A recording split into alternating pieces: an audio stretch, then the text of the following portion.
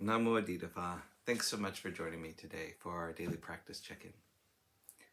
Listen, listen, listen. This wonderful sound calls us back to our true home.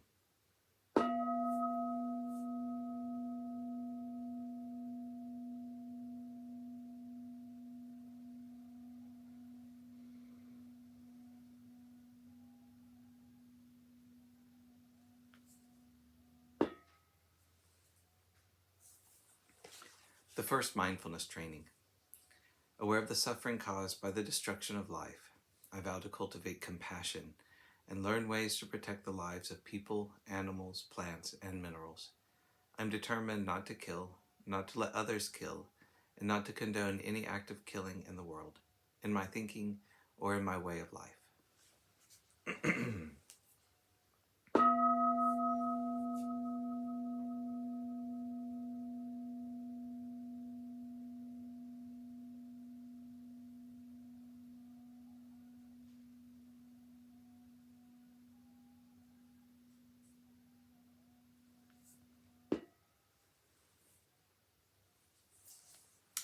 For our Dharma lessons, we're reading Ajahn Munindo's book, Unexpected Freedom, and we're continuing today in a chapter called And I Know I Should Let Go.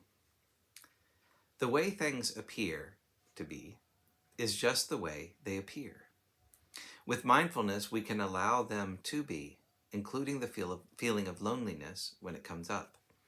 The way loneliness appears to be is that I'm always going to feel like this. I'm going to feel lonely, unloved, and unwanted for the rest of my life. If I stay as a monk and put up with this miserable feeling of loneliness, maybe I will be reborn in my next life and become another miserable, lonely monk. Then perhaps for another life and another life, perhaps for all eternity.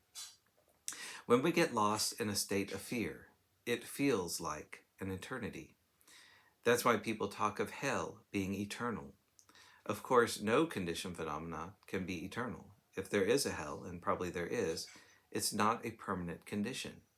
But when we get stuck, get locked into fear, it feels like I'm going to be lonely forever, or I'm going to be full of resentment forever. We can't let go of these things if we're committed to our habit of holding.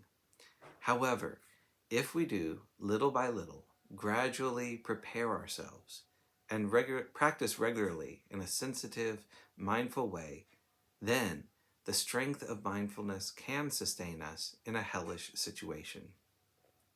These apparent realities, such as fear and loneliness, can be received into our awareness, but we have to be willing to allow them. The Buddha's teaching of how to come to the end of suffering requires us to have this willingness. When we allow these experiences to happen without turning away from them, it doesn't make them feel anything other than what they are. Fear is still fear. Loneliness is still loneliness. And disappointment always feels disappointing. It is the way we relate to these experiences that changes.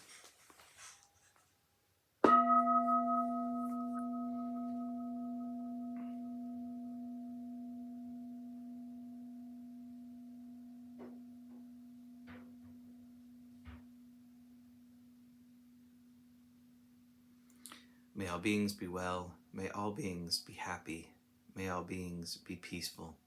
Namo Aditava Phat. Thanks so much for joining me today.